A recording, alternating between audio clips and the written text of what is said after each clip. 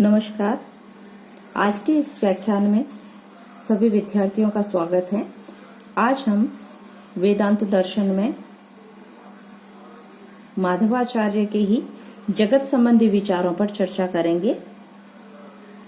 माधवाचार्य अपने द्वैतवादी तत्वमीमांसीय ढांचे में जगत का विवेचन करते हैं और जगत की वास्तविक सत्ता को स्वीकार करते हैं।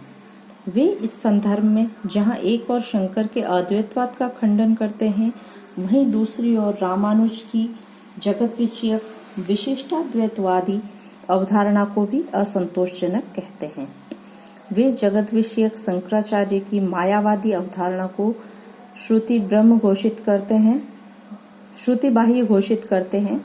उन्होंने अद्वैत वेदांत के मायावाद, आभासवाद, अध्यासवाद, जगत मिथ्यात्व के विचार, सत्तात्रय के सिद्धांत को बौद्ध तत्व ज्ञान की पुनर्व्याख्या बताते हैं और ये भी प्रतिपादित करते हैं कि ये विचार बौद्ध दर्शन से अद्वैतवाद में प्रवेश कर गए। उन्होंने ये दिखाया कि शंकर का मायावाद बौद्ध शून्यवाद का विकृत औपनिषदिक संस्करण है। माधवाचार्य इस विषय में अत्यधिक उग्र हैं। वे जगत को मिथ्या मानने वाले अद्वैतियों को असुर कहते हैं। उनके अनुसार असुर ही कहते हैं कि जगत असत एवं निराधार है। तात्पर्य यह है कि माधवाचार्य अद्वैत वेदांत के जगत मिथ्यात्व के विचार को अस्वीकार करके जगत की वास्तविक सत्ता का मुक्त कंठ से गुणगान करते हैं। माधवाचार्य रामानुज की जगत विषयक विशिष्टाद्वैतवादी अवधारणा का भी खंडन करते हैं। उनके अनुसार रामानुज जगत की वास्तविकता को तो स्वीकार करते हैं, किंतु उनके विशिष्टाद्वैतवादी तत्वमीमांसीय ढांचे में जगत की वास्तविकता की न्यायोचित व्याख्या नहीं हो पाती है। माधवाचार्य का कथन है कि जगत के विषय में रामानुज का ब्रह्म परिणामवादी विचार अनुचित है। उल्लेखनीय है कि रामानुज ब्रह्म को जगत का निमित्त एवं उपादान दोनों कारण मानते हैं और जगत को ब्रह्म का परिणाम या विकार कहते हैं। माधवाचार्य का कथन है कि ब्रह्म के साथ उपादान कारण तो असंगत है, क्योंकि उपादान कारण परिणामी या विकारी होता है और ईश्वर परिणामी या विकारी नहीं है। पुनः ईश्वर को विकारी मानने पर वह अभीष्ट सत्ता नहीं सिद्ध होता है। तात्पर्य यह है कि ब्रह्म न तो जगत का निमित्त और उपादान कारण है जैसा कि रामानुज मानते हैं, और न अभिनिमित्तोपादान कारण है जैसा कि शंकराचार्य मानते हैं। माधवाचार्य के दर्शन में निमित्त एवं उपादान कारण परस्पर पृथक हैं। वे ईश्वर को सृष्टि का निमित्त कारण मानते हैं और प्रकृति को उपादान कारण। उनका कथन है कि ब्रह्म की अध्यक्षता में प्रकृति इस सृष्टि को उत्पन्न करती है। माधवाचार्य सत्य का लक्षण बताते हैं और उसी के आधार पर जगत की वास्तविकता का प्रतिपादन करते हैं। माधवाचार्य सत्य के मानकों का विवेचन करते हैं। उनके अनुसार जो अनुभव या प्रतीति का विषय है वह सत्य है। अतः प्रत्यक्ष अनुभव में आने वाली वस्तु को सत्य समझना चाहिए। अतः सर्वदा प्रत्यक्षण प्रतीयमान वस्तु, इसके आधार पर वे कहते हैं कि जगत सत्य है क्योंकि वह अनुभव में आता है, प्रतीति का विषय बनता है। इस प्रकार जिसका प्रत्यक्ष होता है उसकी सत्ता को स्वीकार किया जा सकता है। अतः जगत की सत्ता वास्तविक है। वे यह भी कहते हैं कि जो अनुभव का विषय नहीं हो सकता उसकी सत्ता भी नहीं हो सकती। इसी आधार पर वे बंध्यापुत्र, आकाश कुसुम आदि अनेक विषयों की सत्ता नहीं स्वीकार करते, क्योंकि उनका अनुभव नहीं होता है। माधवाचार्य ये दिखाते हैं कि नित्य एवं अनित्य दोनों प्रकार की वस्तुएं सत्य हैं, क्योंकि वे अनुभव का विषय है। वस्तुओं में नित्यता एवं अनित्यता का जो भेद है वह उनके निजी स्वभाव के कारण है। उनकी सत्ता के कारण नहीं है। पुनः माधवाचार्य सत का एक अन्य मानक भी बताते हैं, एक अन्य लक्षण भी बताते हैं। अर्थ क्रियाकारित्व को भी सत का लक्षण मानते हैं। वे इसके आधार पर ये कहते हैं कि वह विषय भी सत्य है जो किसी क्रिया का साधक है, जिसमें अर्थ क्रिया सामर्थ्य है, अर्थात जिसमें कोई परिणाम दिखाई दे। अर्थ क्रियाकारित्व लक्षणम सत। हम अलिक विषय को सत्य नहीं कह सकते क्योंकि उसमें किसी साध्य की सिद्धि संभव नहीं है। यह जगत सत्य है क्योंकि जागतिक पदार्थ में अर्थ क्रियाकारित्व दिखाई देता है। संक्षेप में, जगत की वास्तविक सत्ता है क्योंकि वह अनुभव का विषय बनता है और उसमें अर्थ क्रियाकारित्व दिखाई देता है। इस जगत की वस्तुएं अनित्य हो सकती है किंतु वे मिथ्या या अलीक नहीं हो सकती।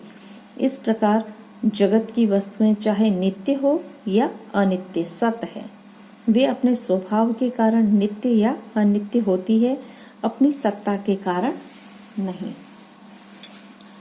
माधवाचार्य अपने सत्ता संबंधी इसी दृष्टिकोण के आधार पर अद्वैत वेदांत के सत्तात्रय के सिद्धांत का खंडन करते हैं।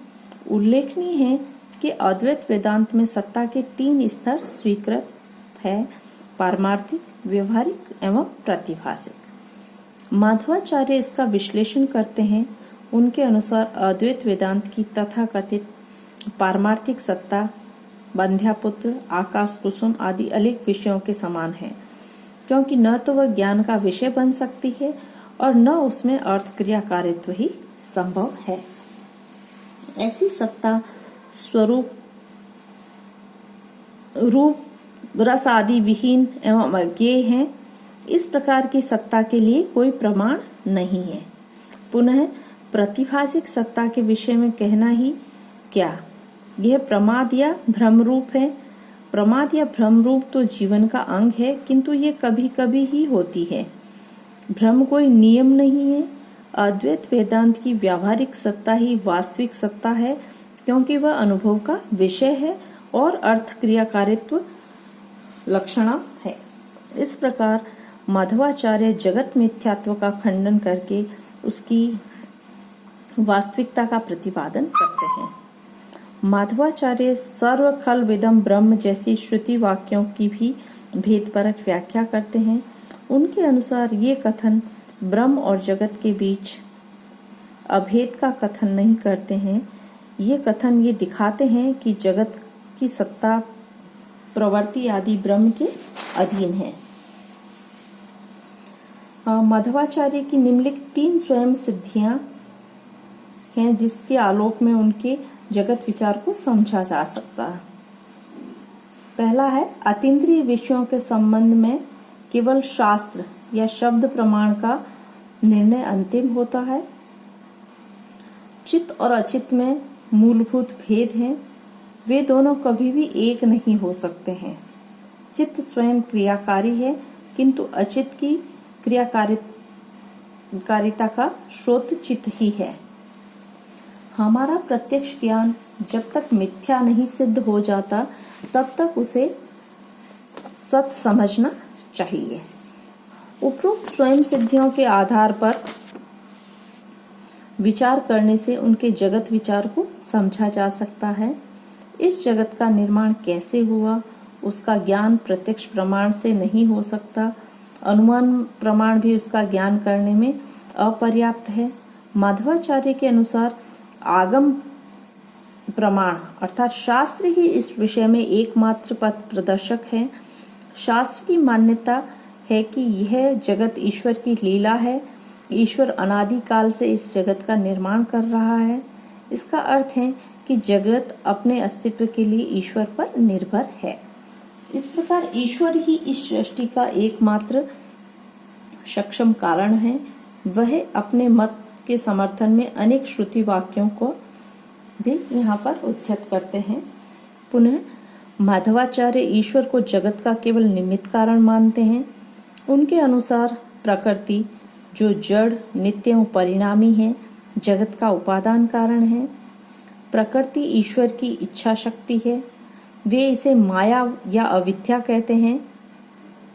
अविद्या प्रकृति का ही एक रूप या अंश है। इसके दो भेद हैं, जीवाच्छादिका और परमाच्छादिका।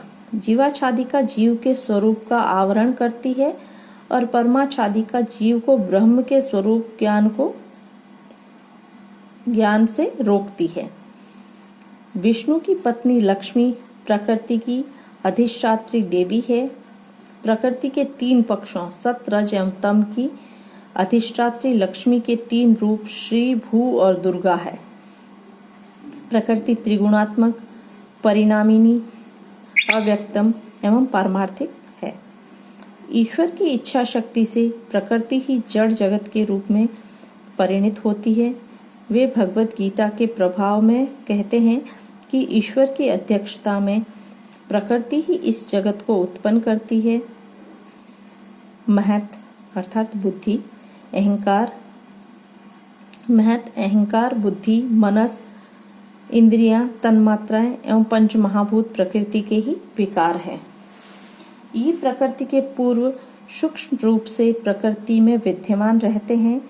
इन्हीं सूक्ष्म तत्वों से सृष्टि का आकार बनता है। इस प्रकार सृष्टि के सूक्ष्म तत्वों को विकृति के पूर्व प्रकृति में स्थित मानने के कारण माधवाचार्य सत्कार्यवाद को स्वीकार करते हैं, जैसा कि सांख्य दर्शन ने भी किया है। माधवाचार्य सृष्टि के विषय में पांच रात्र दर्शन के चतुर्व्यूहवाद को मानते हैं। वे सृष्टि के क्रम, विकास एवं प्राकृतिक के विविध प्रकार मानते हैं। माधवाचार्य का द्वैतवादी जगत विचार परवर्ती अद्वैतवाद में घोर आलोचना का विषय बना। इसमें सर्वाधिक क्षति ईश्वरवाद को पहुंची। इससे ईश्वर एक सर्वोच्च सत्ता नहीं रह सका। ईश्वर को जगत का केवल निमित्त कारण स्वीकार करने से उसे सृष्टि विषयक सामग्री के लिए प्रकृति पर निर्भर होना पड़ेगा। परिणामतः इससे ईश्वर की स्वतंत्रता बाधित होगी या यह एक सीमित सत्ता बनकर रह जाएगा। इस प्रकार उनके ईश्वरवाद में दोष उत्पन्न हुआ।